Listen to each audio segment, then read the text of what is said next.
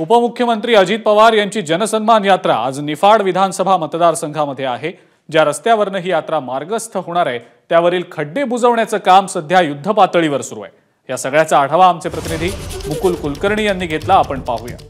उपमुख्यमंत्री अजित पवार यांच्या जनसन्मान यात्रा आज निफाड तालुक्यामध्ये येणार आहे। निफाड मतदारसंघामध्ये ही यात्रा येत आहे आणि त्या पार्श्वभूमीवर निफाडकडे जाणारे रस्ते, ज्या मार्गावरून अजित पवार यांची जनसन्मान यात्रा जाणार आहे त्या रस्त्यांवरचे खड्डे बुजवण्याचं काम युद्ध पातळीवर सुरू आहे। आपण बघतोय ठिकठिकाणी असं पॅच मध्ये काम सुरू आहे। हे खड्डे खडी रेतीने बुजवले जात आहे, त्याच्यावर डांबर टाकलं जात आहे।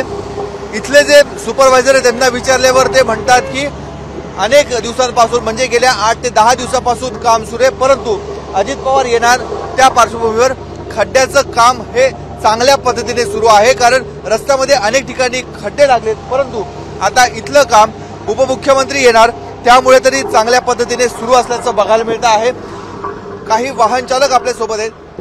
तुम्ही किती वर्षापासून या मार्गावरून प्रवास करतायत आणि आता जे काम चालू आहे त्याबद्दल काय म्हणायचंय? मी जवळजवळ आतापर्यंत 8-10 वर्षापासून या मार्गाने प्रवास करतोय आणि हे काम फक्त आता सुरू केलंय। याच्या आधी कुठलंही काम राहत नाही। पिंपळस पासून तर येवलापर्यंत, आता मी लासलगाव राहणार आहे, पिंपळस ते लासलगाव पूर्ण रोड हा खराब भेटत असतो पूर्णपणे।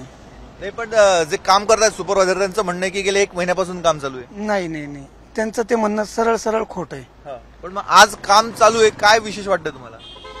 विशेष फक्त एवढं वाटतं की हे काम जे करतं हे टेम्पररी काम करतात। आता हे जे आज काम करतील, तुम्ही 4 दिवसांनी पुन्हा येऊन बघा, पुन्हा ते खड्डे जायचे ते तुम्हाला दिसतील। आज उपमुख्यमंत्र्यांची यात्रा आहे निफाडमध्ये, त्यामुळे ते काम चालू आहे। नाही तर रेग्युलर मध्ये आम्हाला असे कुठलेही काम भेटत नाही। रेग्युलर मध्ये हे पूर्ण रोडवर खड्डेच असतं।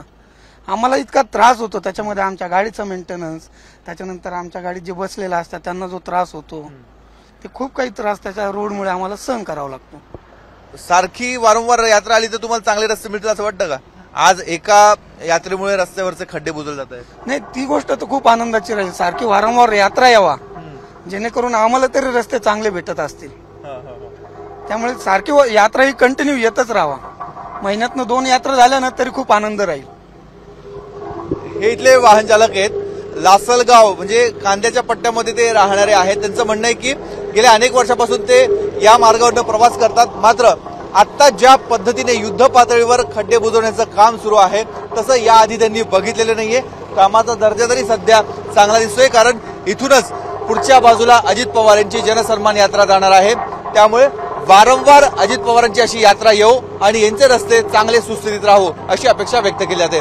कॅमेरामन किरण कटारेसह मुकुल कुलकर्णी, एबीपी माझा, निफाड। एबीपी माझा, उघडा डोळे बघा नीट।